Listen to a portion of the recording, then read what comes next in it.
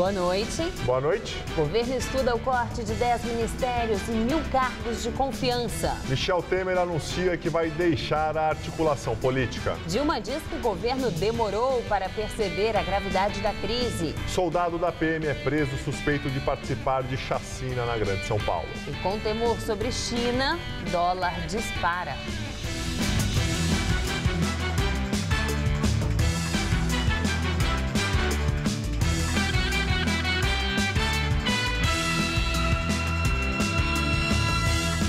Subiu para 51 o número de alunos do Colégio Jatobá, uma escola particular em Santo André, que passaram mal.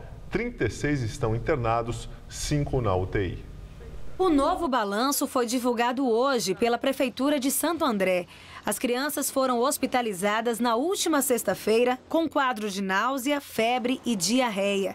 Até agora, não há um diagnóstico exato sobre o caso.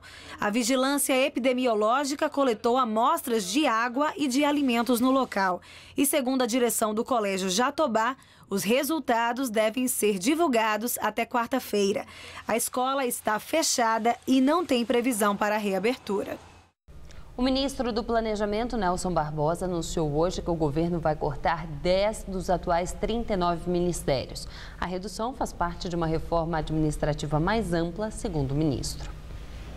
Barbosa afirmou que ainda não há definição de quais serão os ministérios extintos. Segundo ele, o governo vai fazer uma racionalização da máquina pública, com redução de secretarias e de cargos e integração de órgãos públicos.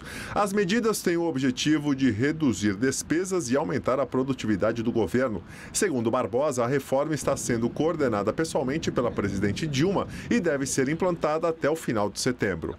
A primeira diretriz é uma redução no número de ministérios. Uma redução de 10 ministérios como referência. Então, estamos trabalhando com a meta de referência de reduzir o número de ministérios em 10.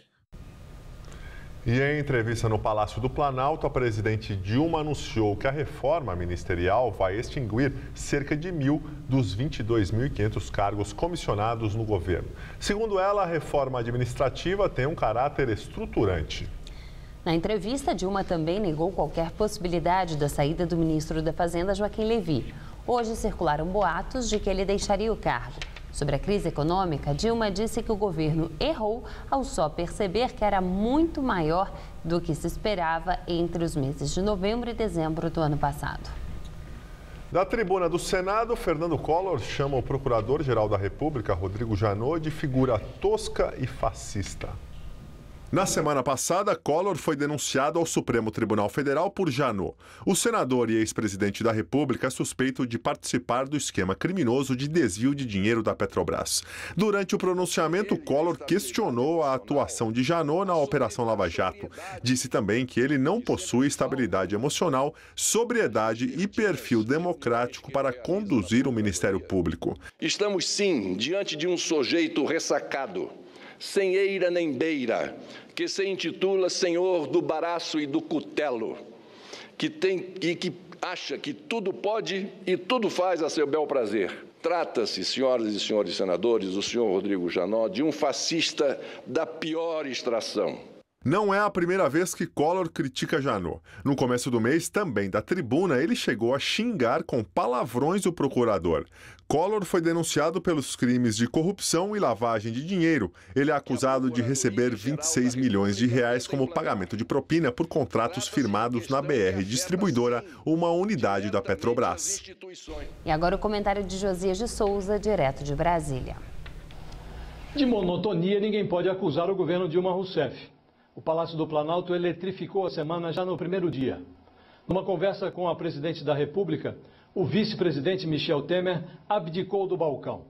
Temer informou a Dilma que não vai mais cuidar do toma lá da cá, do troca-troca de cargos e verbas por apoio no Congresso. Na prática, Michel Temer deixou a articulação política do governo. Ele diz que agora só vai cuidar da macropolítica. Significa dizer que Dilma Rousseff ficou um pouco mais nas mãos do presidente do Senado, Renan Calheiros, o que é péssimo para ela. Tudo isso ocorre num instante em que um pedaço do PMDB discute com a oposição qual a melhor forma de transformar o vice Michel Temer em versa, afastando Dilma Rousseff do cargo de presidente. Diante desse cenário adverso, Dilma resolveu improvisar. Ela mandou o ministro Nelson Barbosa divulgar algumas notícias que imaginou seriam bem recebidas. O ministro veio a público para informar que o governo decidiu cortar 10 dos seus 39 ministérios. Que ministérios serão cortados? Bem, não se deve fazer pergunta difícil ao ministro. Isso o governo ainda não sabe. Vai estudar a matéria, talvez lá para o final de setembro tenha uma resposta. Nelson Barbosa disse que o governo também vai cortar uma parte dos seus mais de 22 mil cargos de confiança. Quantos cargos serão cortados? Bem, isso também o ministro ainda não sabe. Quer dizer, Nelson Barbosa disse coisas definitivas sem definir muito bem as coisas. No momento, Dilma Rousseff persegue 2 objetivos estratégicos. Um é não cair e o outro é passar a impressão de que ainda preside. Dilma faz uma mágica atrás da outra. E como já não há coelhos dentro da cartola, a presidente tenta tirar cartolas de dentro do coelho. Boa noite. Em São Paulo, o presidente da Câmara, deputado Eduardo Cunha, do PMDB, participou hoje na Assembleia Legislativa de um debate sobre o Pacto Federativo, que visa ampliar a autonomia dos estados. Durante o encontro, ele falou que a saída do vice-presidente da República, Michel Temer, também do PMDB, da articulação política, é um bom sinal. O pequeno grupo de manifestantes protestou contra o deputado. O encontro, que reuniu presidentes das Assembleias Legislativas dos estados, foi para discutir a proposta que permite que deputados estaduais legislem sobre questões hoje restritas ao Congresso Nacional. Também participaram da reunião senadores do PSDB e o presidente da Câmara dos Deputados. Eduardo Cunha, do PMDB, foi alvo de um protesto em plenário. Manifestantes conseguiram furar a segurança reforçada hoje e chegaram até uma área destinada aos jornalistas. Na semana passada, Eduardo Cunha foi denunciado à Justiça na Operação Lava Jato, acusado pela Procuradoria-Geral da República de receber propina para intermediar contratos de compra de navios da Petrobras e usar uma igreja evangélica para lavar dinheiro.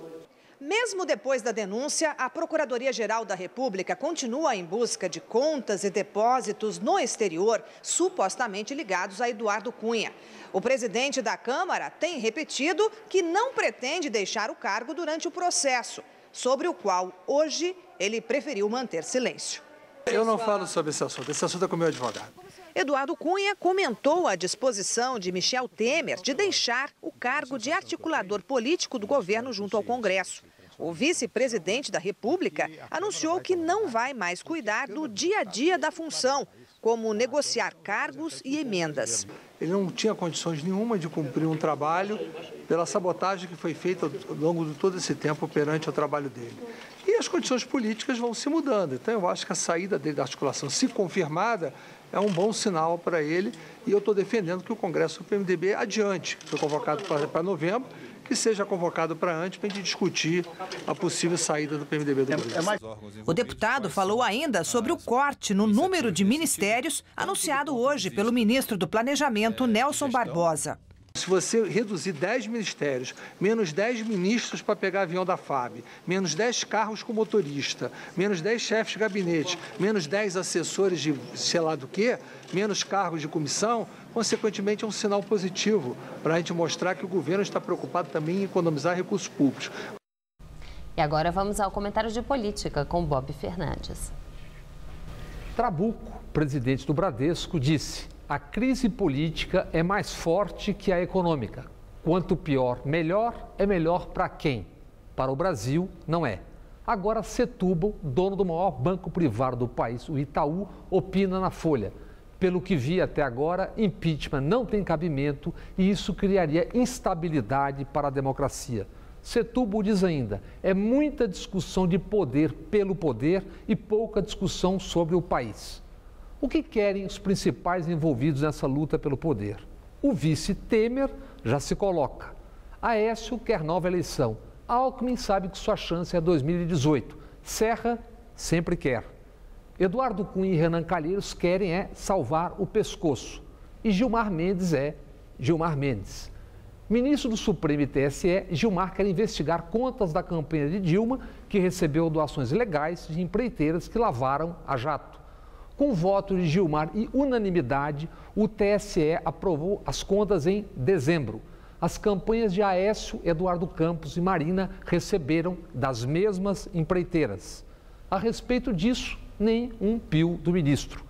Com Eduardo Cunha já citado na Lava Jato, Gilmar Mendes foi à casa dele, Cunha, e lá discutiu o impeachment. Isso uma semana antes de Cunha ser acusado de receber propina de 5 milhões de dólares. O que disse a respeito disso o ministro do Supremo? Nada.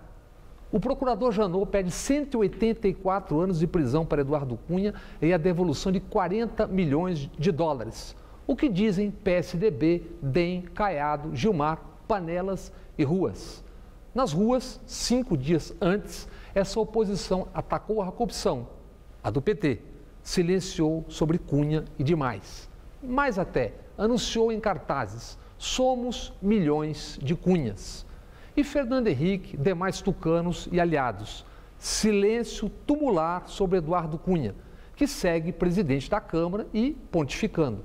Eduardo Cunha e os 40 milhões de dólares são solução mágica para livrar o Brasil da corrupção, mas a corrupção que incomoda e enfurece, a do PT. A corrupção de todos os demais, secular, é aceitável, já está no DNA. Boa noite. Alunos da USP invadem aula do secretário estadual da Segurança Pública, Alexandre de Moraes, e cobram posicionamento sobre a chacina que matou 18 pessoas na Grande São Paulo. O ato aconteceu hoje de manhã e durou poucos minutos. Pelo menos 40 alunos cobraram a presença do secretário na audiência pública, que será realizada amanhã em Osasco sobre a chacina. No microfone, um estudante fez fortes críticas à Polícia Militar. Só bem fortes indícios que eles foram cometidos por grupos de termos da Polícia Militar de São Paulo, do Estado de São Paulo. Então, assim, tendo em vista que esse não é um caso isolado, mas sim, é uma prática institucionalizada da Polícia Militar, e a gente sabe que comporte essas atividades social e racial, que isso é uma prática cotidiana. O secretário Alexandre de Moraes também é professor de Direito Constitucional na USP. A Secretaria da Segurança Pública informou que os alunos entraram em todas as aulas do período da manhã para informar sobre a audiência pública e, como é tradição na faculdade, os professores autorizaram. Segundo a pasta, não foi um ato específico, mas um aviso geral. A Secretaria não confirmou se Moraes vai comparecer à audiência. Segundo a TV Globo, um soldado da Polícia Militar de 30 anos é o primeiro preso por suspeita de envolvimento na chacina. Ao todo, 54 policiais foram ouvidos, sendo 18 já são investigados. A prisão administrativa foi feita com base no depoimento de um sobrevivente da chacina. O soldado atualmente prestava serviços administrativos na rota. Ele estava afastado das ruas e contou à corregedoria que já foi indiciado por 5 homicídios, além de ser suspeito de integrar um grupo de extermínio. No entanto, o homem disse que a justiça o inocentou em 2 casos. O dólar fechou o dia em forte alta, reflexo do temor internacional a respeito da desaceleração da economia chinesa. A moeda americana subiu 1,89% e atingiu os R$ 3,55, a maior cotação desde fevereiro de 2003. E essa tensão mundial afetou também a Bovespa, que chegou a cair mais de 6% no início do dia e fechou o pregão no menor patamar desde abril de 2009, com queda de 3,03%. E agora vamos ao comentário de economia com Denise Campos de Toledo. O governo falou tanto em crise externa para justificar a piora e as dificuldades da economia brasileira e agora podemos ter, de fato, problemas relacionados ao cenário internacional. O mercado há bastante tempo já contava com o ajuste mais forte da Bolsa Chinesa, que chegou a subir mais de 150% em dólares. Mas na hora em que o ajuste começa a ocorrer, vem o temor de desdobramentos mais sérios, até porque esse ajuste está ligado à desaceleração do crescimento da China.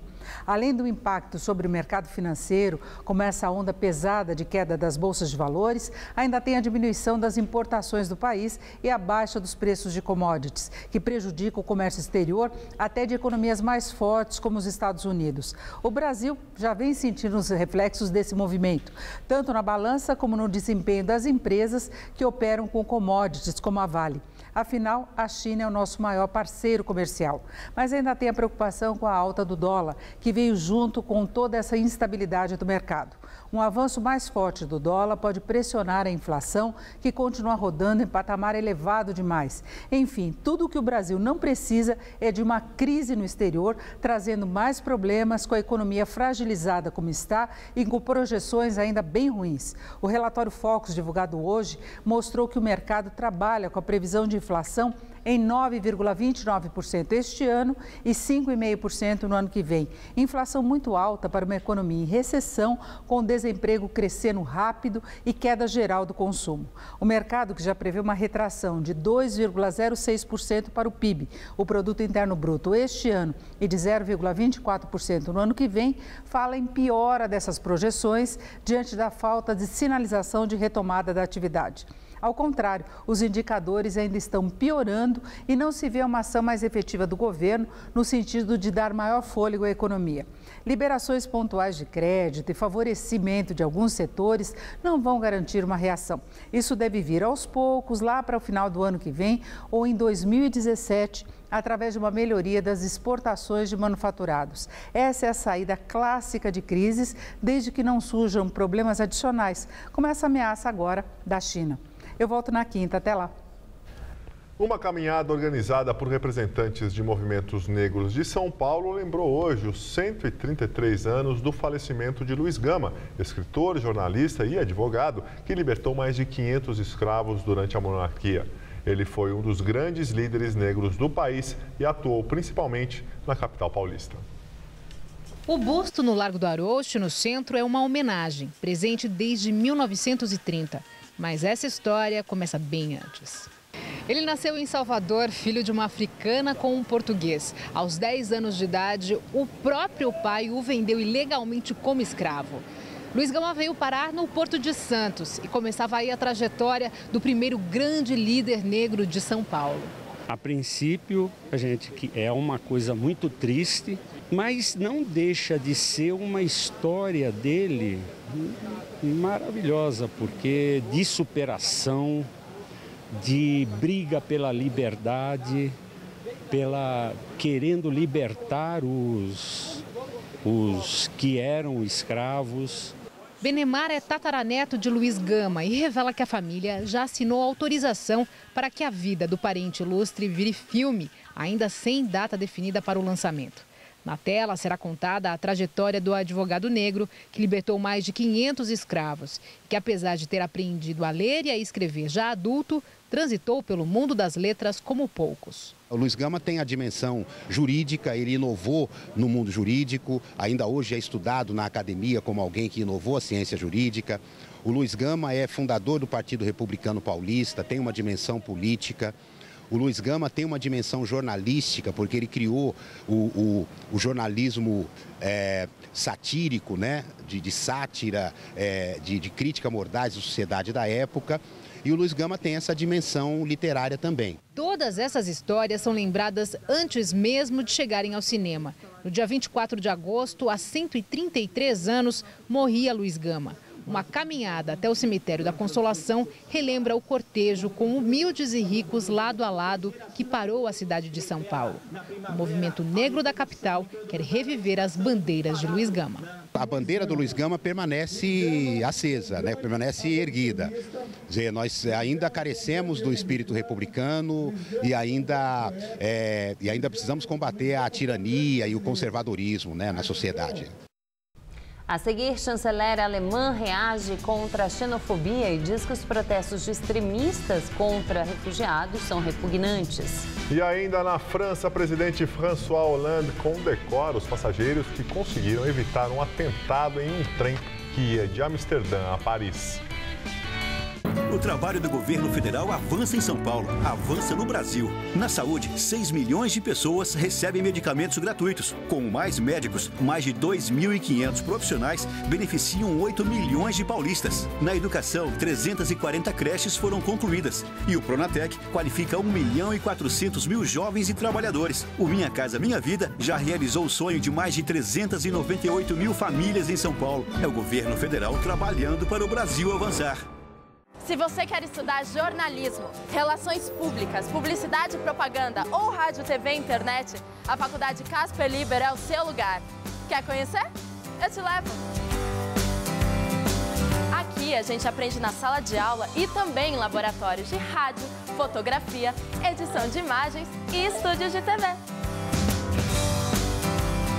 Você também pode colaborar em revistas, sites, programas de TV e rádio laboratoriais. E tem oportunidade de estágio dentro da Fundação Casper Libero. São mais de 60 anos de tradição numa localização incrível. Faculdade Casper Libero, formando os melhores profissionais da comunicação. Quer saber mais? Acesse nosso site.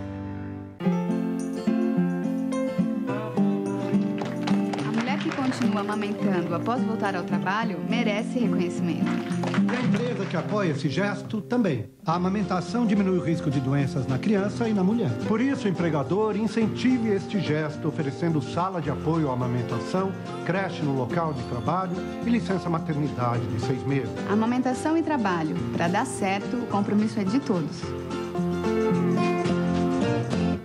Nesta segunda, no Todo Seu. Eu recebo Malcolm Forrest, velho amigo e que fez um documentário sobre o Frei Galvão, da minha devoção. Tem Mestres da Gastronomia com Eliane Carvalho. Vamos ainda saber qual a alimentação mais adequada para as crianças com o endócrino Filippo Pedrinola. Não perca, nessa segunda, 10h30 da noite. Vem porque eu estou te esperando, vê lá.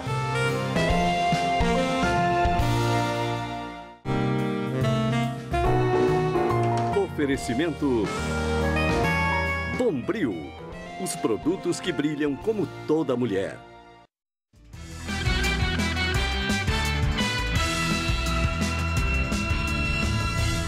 Depois de mais de 30 horas de negociações, as Coreias do Sul e do Norte chegaram a um acordo para pôr fim ao impasse que ameaçava a segurança regional. A agência France Press informou que a Coreia do Norte aceitou pedir desculpas pela explosão de uma mina na fronteira que mutilou 2 soldados sul-coreanos. E a Coreia do Sul, por sua vez, se comprometeu em silenciar os megafones com os quais difunde propaganda anti-norte-coreana na fronteira. A chanceler alemã Angela Merkel reage contra a xenofobia e diz que os protestos de extremistas contra refugiados são repugnantes. Os confrontos aconteceram perto de Dresden, no leste da Alemanha. Dezenas de extremistas jogaram garrafas e pedras nos policiais e foram afastados com um spray de pimenta. Eles protestavam contra a chegada de novos refugiados a um abrigo improvisado instalado numa loja de materiais de construção. O novo centro deve receber 600 pessoas. A chanceler Angela Merkel estava sendo fortemente criticada pelo silêncio sobre o caso. Hoje, ao lado do presidente francês François Hollande, ela disse que é repulsivo como os extremistas de extrema-direita e os neonazistas tentaram disseminar a sua mensagem de ódio em torno de um abrigo para os que buscam asilo. E que é vergonhoso ver que cidadãos alemães e até famílias com crianças acompanhavam e apoiavam a marcha dos extremistas. Merkel e Hollande querem mais uma união política da Europa para lidar com a crise dos refugiados. A Alemanha espera receber 800.000 pedidos de asilo neste ano, mais do que qualquer outro estado da União Europeia. A Guarda Costeira italiana resgatou mais de 4.400 pessoas no Mar Mediterrâneo e várias operações neste fim de semana. Mais de 2.000 refugiados desembarcaram no porto Pireus, em Atenas, trazidos da ilha de Lesbos. São principalmente famílias que fugiram da guerra na Síria. O presidente francês François Hollande condecora os passageiros que conseguiram evitar um atentado em um trem que ia de Amsterdã a Paris. Durante uma cerimônia no Palácio do Eliseu, o presidente François Hollande homenageou os 4 homens que conseguiram conter um marroquino de 26 anos que estava fortemente armado dentro do trem de alta velocidade com mais de 500 pessoas a bordo. Hollande destacou que eles, corajosamente, impediram que o homem realizasse uma verdadeira matança. 2 militares americanos e um amigo, além de um empresário britânico, receberam a medalha da Legião de Honra, a mais alta condecoração francesa. O atirador está detido e sendo interrogado pela polícia antiterrorista da França. Ele nega ser um terrorista e alega que tinha a intenção de roubar os passageiros. As autoridades francesas, porém, afirmam que ele é suspeito de envolvimento com atividades terroristas e que há indícios de que ele pertence a um grupo radical islâmico. O tempo mudou radicalmente aqui em São Paulo e as temperaturas caíram bastante. E como a gente pode ver aqui atrás, finalmente choveu. As pancadas vieram de forma até moderada e já atingiram as regiões central, sul e leste do estado. E será que o tempo continua assim amanhã? Mariana Armentano traz os detalhes da previsão.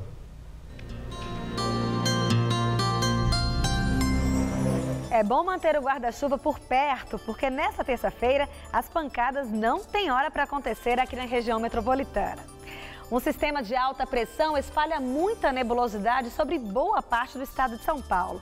A previsão é de chuva já pela manhã, mas que perde força ao longo da tarde no centro e no oeste do estado. Mesmo assim, a máxima vai aos 29 graus em Presidente Prudente e aos 30 em Presidente Bernardes.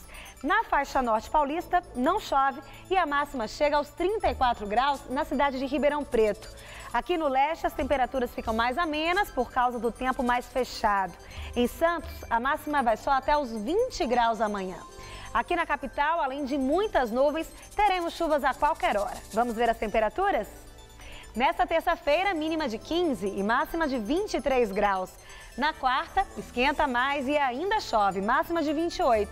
Na quinta-feira, o calorão volta com tudo, máxima prevista de 31 graus, com pancadas de chuva durante a tarde. A edição das 10 do Jornal da Gazeta termina aqui. Boa noite. Fica agora com o Rony Von no Todo Seu. Uma ótima noite para você e até amanhã.